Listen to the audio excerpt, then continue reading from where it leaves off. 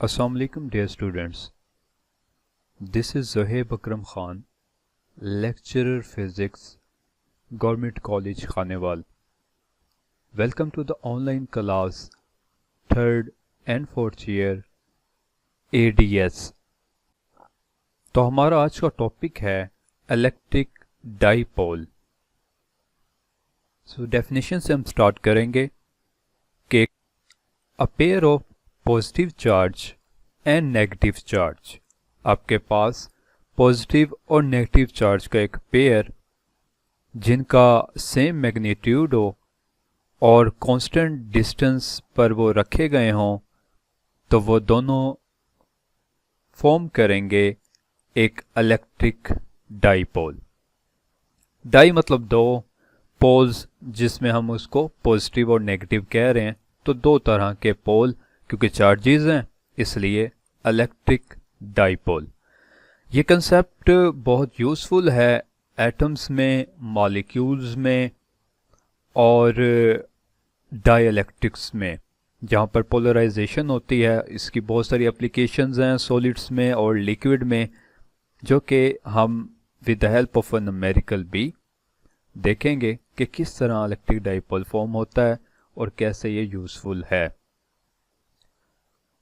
जो दूसरी अहम डेफिनेशन यहाँ पर वो है इलेक्ट्रिक डाइपोल मोमेंट. तो ये प्रोडक्ट है magnitude of the charge and the separation between them is called electric dipole moment, और इसको हम P से जाहिर करते हैं मैग्नीट्यूड फॉर्म में.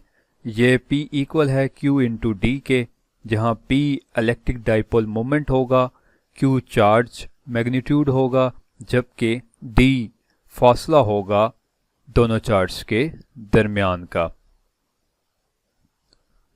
सो इलेक्ट्रिक डाइपोल मोमेंट जो है एक वेक्टर क्वांटिटी है. सो वेक्टर फॉर्म में आप देख सकते हैं कि P पर हमने वेक्टर नोटेशन डाली हुई है. ये बराबर है Q इंटू डी के, जहाँ D डिस्प्लेसमेंट है और डिस्प्लेसमेंट आप जानते हैं कि वेक्टर क्वांटिटी है. तो डायरेक्शन जो इलेक्ट्रिक डाइपोल मूवमेंट की होती है वो from negative to positive charge होती है. यह रहे कि हमारे पास जो इलेक्ट्रिक फील्ड होती है उसकी डायरेक्शन पॉजिटिव से नेगेटिव होती है, जबकि इलेक्ट्रिक डाइपोल मूवमेंट की डायरेक्शन इसके ऑपोजिट होगी, फ्रॉम नेगेटिव टू पॉजिटिव. सो अब हम इलेक्ट्रिक फील्ड निकालेंगे इलेक्ट्रिक डाइपोल की मदद से. तो हम फर्ज करते हैं कि हमारे पास एक इलेक्ट्रिक डाइपोल मतलब एक पॉजिटिव और एक नेगेटिव चार्ज मौजूद है.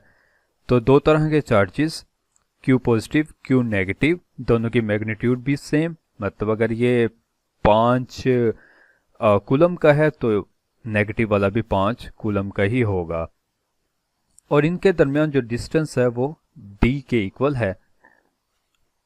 तो हम फर्ज करते हैं एक पॉइंट हम ले लेते हैं P, और इस पॉइंट P पर हम मालूम करना चाह रहे हैं कि हमारे पास इलेक्ट्रिक फील्ड क्या होगी, जबकि इस P का फासला इन दोनों डाइपोल से सेंटर से Z है, जबकि इस पॉजिटिव Q का फासला इस पॉइंट P से R पॉजिटिव, जबकि नेगेटिव चार्ज का फासला इस पॉइंट P से R नेगेटिव है. आप जानते हैं कि पॉजिटिव चार्ज की इलेक्ट्रिक फील्ड लाइंस अवे होती हैं, बाहर की जानिब होती हैं. तो इस पॉइंट P पर electric field due to the positive charge हमने अवे करके दिखा दिया, और आप ये भी जानते हैं कि नेगेटिव चार्ज की वजह से इनवर्ड इलेक्ट्रिक फील्ड लाइंस होती हैं. तो इस पॉइंट P पर हमारे पास इलेक्ट्रिक फील्ड नेगेटिव की वजह से इनवर्ड हमने शो कर दिया, और इस पॉइंट P पर हम इलेक्ट्रिक फील्ड निकालने जा रहे हैं. सिमिलरली जो Q पॉजिटिव और Q नेगेटिव के दरमियान फासला है वो D है. अगर हम सेंटर से ये फासला मापें तो हमें पता चलेगा कि सेंटर से D/2 हो जाएगा और ये फासला भी D/2 हो जाएगा. अगेन जो डाइपोल मूवमेंट है, इलेक्ट्रिक डाइपोल मूवमेंट, उसकी डायरेक्शन नेगेटिव से पॉजिटिव हुआ करती है। सो यहाँ पर यही तमाम चीज़ें हमने लिख देनी है कि आर पॉजिटिव क्या है, आर नेगेटिव क्या है, ई पॉजिटिव क्या है, ई नेगेटिव क्या है, जो कि अभी हमने बयान की हैं।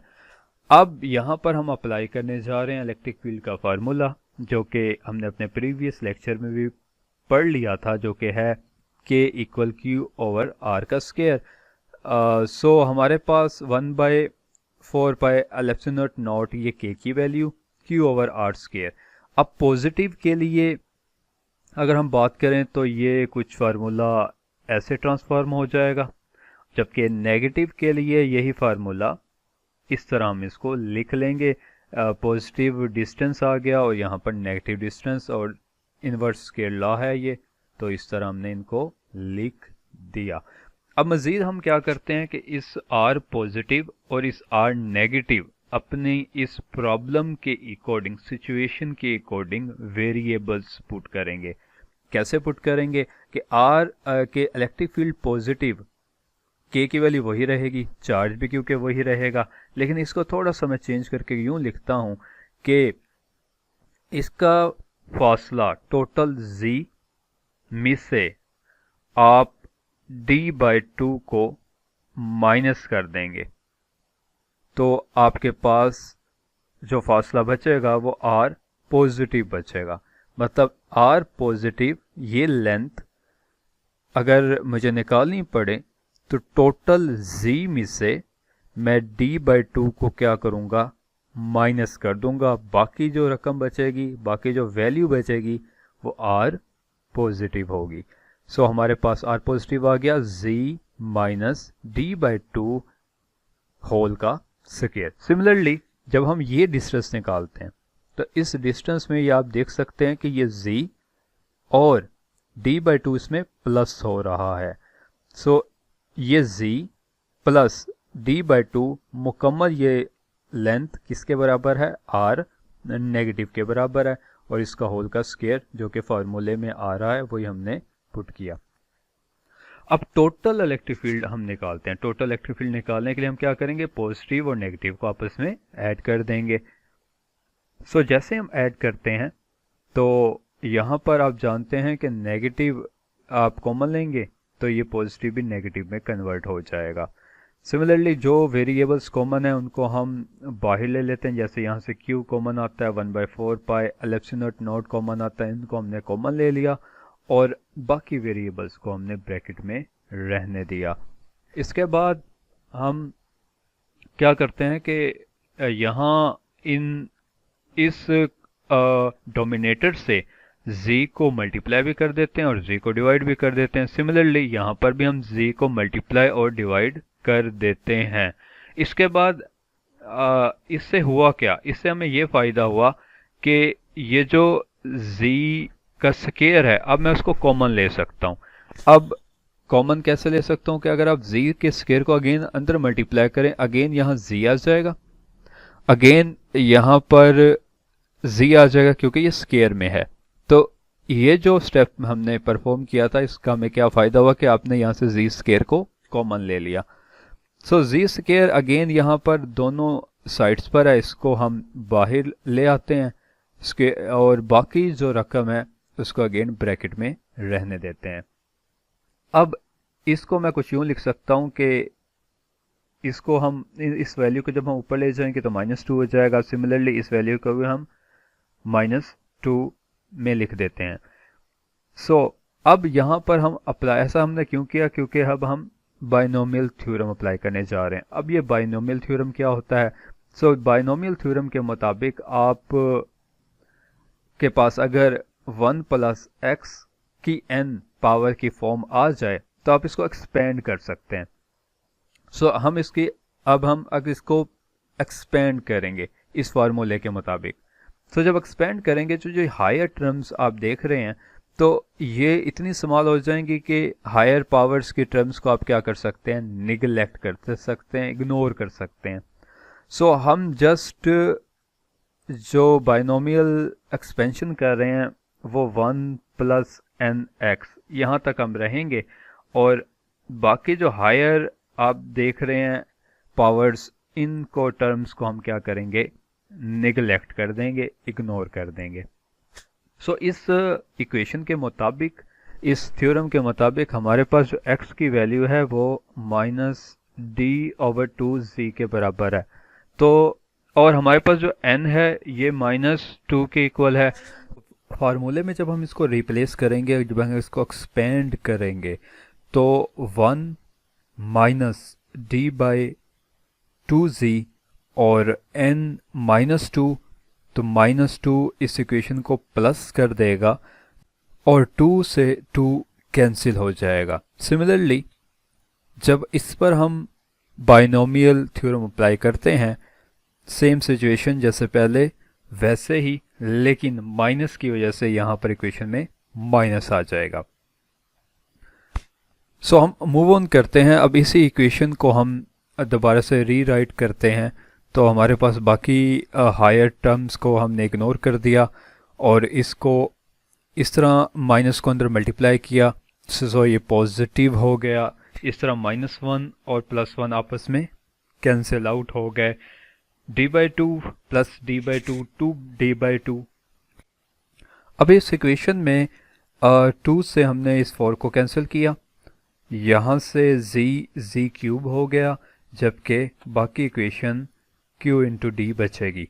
बाय डेफिनेशन हमारे पास q और d का जो प्रोडक्ट है इसको हम डाइपोल मोमेंट कहते हैं और p से रिप्रेजेंट करते हैं। तो यहाँ पर हमने p को रिप्लेस कर दिया। हमारे पास ये इक्वेशन इलेक्ट्रिक फील्ड की ड्यू टू डाइपोल हमने निकाल ली। सो इसी इक्वेशन को अगर हम वेक्टर फॉर्म में लिखेंगे, E और मोमेंट, डाइपोल मोमेंट आपस में डायरेक्शन में ऑपोजिट हैं, तो यहाँ हमने नेगेटिव साइन लगा दिया। नेगेटिव साइन ये शो करता है कि इलेक्ट्रिक फील्ड और इलेक्ट्रिक डाइपोल मोमेंट की जो डायरेक्शन होती है वो आपस में ऑपोजिट होती है। अब इसी से रिलेटेड कुछ प्रॉब्लम को हम सॉल्व आउट करते हैं। सो एक मॉलिक्यूल वाटर वेपर का जिसकी इलेक्ट्रिक डाइपोल मोमेंट की कीमत कुछ 6.2 इंटू 10⁻³ सेंटीमीटर हो, तो आपसे पूछा गया है कि आप d की वैल्यू निकाल के दिखाएं। दोनों मॉलिक्यूल्स के दरमियान, पॉजिटिव नेगेटिव चार्ज के दरमियान आपने बताना है कि फासला कितना है। सो हम जानते हैं कि P इक्वल है d इंटू क्यू के। यहाँ Q की वैल्यू फार्मूला उसका होता है Q इंटू एन ई, जहाँ n तादाद और E चार्ज हुआ करता है। अब H2O ऑक्सीजन में 8 इलेक्ट्रॉन और 2 इलेक्ट्रॉन हाइड्रोजन, टोटल n हो गया 10। सो n की जगह आप 10 रिप्लेस करेंगे। E चार्ज जो कि कांस्टेंट वैल्यू है 1.6 इंटू 10⁻⁻19 कूलम। सो इन दोनों को जब आप मल्टीप्लाई करेंगे आपके पास Q की वैल्यू आ जाएगी। D निकालने के लिए आप क्या करेंगे, P को Q पर डिवाइड कर देते हैं, तो यहाँ से आप D की वैल्यू निकाल लेंगे। प्रॉब्लम 2, एक अल्फा पार्टिकल जिसका मास 6.64 इंटू 10⁻⁻27 kg हो और उस पे चार्ज +2 का है। आपसे कहा गया है कि बताएं कि मैग्नीट्यूड और डायरेक्शन इलेक्ट्रिक फील्ड की जो कि बैलेंस करेगी वेट को कितनी होगी। तो प्रॉब्लम के मुताबिक हमारे पास इलेक्ट्रिक फील्ड जिसकी डायरेक्शन पॉजिटिव से नेगेटिव और इस पार्टिकल का मास जो कि डाउनवर्ड होगा और इलेक्ट्रिक फील्ड अपवर्ड होगी, तो दोनों एक दूसरे को बैलेंस करेंगे। इलेक्ट्रिक फील्ड के लिए फोर्स का जो फार्मूला होता है वो F इक्वल Q इंटू ई, जबकि वेट के लिए mg। इन दोनों इक्वेशन को जब हम इक्वेट करते हैं तो यहाँ से आप E की कीमत निकाल सकते हैं। तो E बराबर हो जाएगा mg/Q के। m की कीमत भी गिवन है, g की कीमत आप जानते हैं 9.8 इंटू मीटर पर सेकंड स्क्वायर, जबकि Q की कीमत भी गिवन है। तो यहाँ से आप इलेक्ट्रिक फील्ड निकाल लेंगे, जबकि इलेक्ट्रिक फील्ड की डायरेक्शन वेट के ऑपोजिट होगी। तो इसका आंसर हमारे पास आएगा 2.03 into 10 raised to power -7 Newton per coulomb. Problem 3. What is the magnitude of the point charge when electric field is 50 centimeter away has a value 2 Newton per coulomb? So यहाँ पर हमारे पास D given है और E भी given है और आपसे पूछा गया है कि मैग्नीट्यूड कितनी होगी, Q की वैल्यू क्या होगी पॉइंट चार्ज की। सो हम वेरी बेसिक इक्वेशन यूज करेंगे E इक्वल के क्यू ओवर आर स्क्वायर। सो इसमें E भी गिवन है आपको, R भी गिवन है, K कांस्टेंट आप जानते हैं, आपने Q निकालना है। तो इस R को आप R स्क्वायर को आप लेफ्ट साइड पे ले जाएंगे और K से डिवाइड कर देंगे। सो इस इक्वेशन को यूज करते हुए आप प्रॉब्लम 3 सॉल्व आउट कर सकते हैं और इसका आंसर होगा 0.055 नैनो कूलम। प्रॉब्लम 4। एटम प्लूटिनम जिसका न्यूक्लियर रेडियस R की कीमत गिवन है और एटॉमिक नंबर 94। सो जितना एटॉमिक नंबर उतने ही उसमें नंबर ऑफ इलेक्ट्रॉन्स और प्रोटॉन्स हुआ करते हैं। हम अज्यूम करते हैं कि पॉजिटिव चार्जेस न्यूक्लियस के अंदर यूनिफॉर्मली डिस्ट्रीब्यूटेड हैं, पड़े हुए हैं। तो आपसे पूछा गया है कि इलेक्ट्रिक फील्ड कितनी होगी और उसकी डायरेक्शन क्या होगी। 6.64 फर्मी या फिर फेंटोमीटर इंटू 10 रेज़्ड पावर -15 मीटर। तो -15 मीटर आपके पास R की वैल्यू दी गई है, जबकि एटॉमिक नंबर ऑफ प्रोटॉन्स की तादाद, सो Q बराबर है NE के। तो N की वैल्यू 94, जबकि चार्ज की कीमत आप जानते हैं क्या होती है। इसको यहाँ रिप्लेस करें, यहाँ से आपको Q मिल जाएगा। तो हम रिप्लेस कर देंगे इस Q को अगेन यहाँ पर और R की वैल्यू को भी रिप्लेस कर देंगे कि आप जानते हैं कांस्टेंट है, जहाँ से आप इलेक्ट्रिक फील्ड निकाल सकते हैं। और पॉजिटिव चार्जेस की वजह से जो इलेक्ट्रिक फील्ड होती है वो आउटवर्ड हुआ करती है। तो direction of electric field will be outward.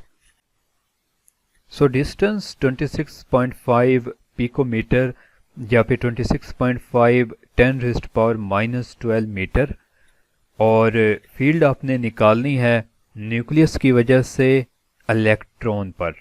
So helium पर चार्ज होता है +2 E। तो Q होगा वो बराबर होगा 2 इंटू E के, और ये सेपरेशन मतलब R की वैल्यू। और इलेक्ट्रिक फील्ड निकालने के लिए आप अगेन वही formula very basic E equal के Q ओवर R का स्क्वायर। सो वैल्यूज रिप्लेस करेंगे और आप ये रिजल्ट निकाल लेंगे। Point charges -Q and 1/2 Q are situated at origin and point A 0 respectively. मतलब आपके पास एक चार्ज है जो कि ओरिजिन पे पड़ा है -Q, दूसरा चार्ज 1/2 Q है जो कि ओरिजिन के बाद पॉइंट A मतलब x एक्सिस पर डिस्टेंस A पर पड़ा हुआ है। सो आपसे कहा गया है कि आपने बताना है कि किस डिस्टेंस पे जाके इलेक्ट्रिक फील्ड जो है वो ख़त्म हो जाएगी। हम फर्ज करते हैं वो डिस्टेंस x है और वो पॉइंट P है। सो इन डिस्टेंस के हिसाब से हम इक्वेशंस बनाएंगे। तो पॉजिटिव के लिए सबसे पहले हम नेगेटिव देखते हैं कि इसकी वजह से इलेक्ट्रिक फील्ड जिस पॉइंट पे होगी तो K कांस्टेंट -Q चार्ज और ये जो डिस्टेंस इसका आ जाएगा स्क्वायर। सिमिलरली E पॉजिटिव के लिए चार्ज 0.5 Q K वैसे ही, और इस टोटल x में से A को अगर मैं माइनस कर दूं तो फिर इस चार्ज का इस पॉइंट तक का फासला इस तरह लिखा जाएगा। सो इलेक्ट्रिक फील्ड ने वैनिश होना है, इसका मतलब है कि इन दोनों का जो नेट इफेक्ट है वो क्या हो जाएगा, 0 हो जाएगा।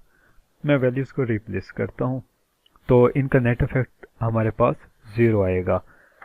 तो बाकी मैथमेटिकली जो वेरिएबल्स कैंसिल होते हैं उनको हमने कैंसिल कर दिया और बाकी वेरिएबल्स को लिख लिया।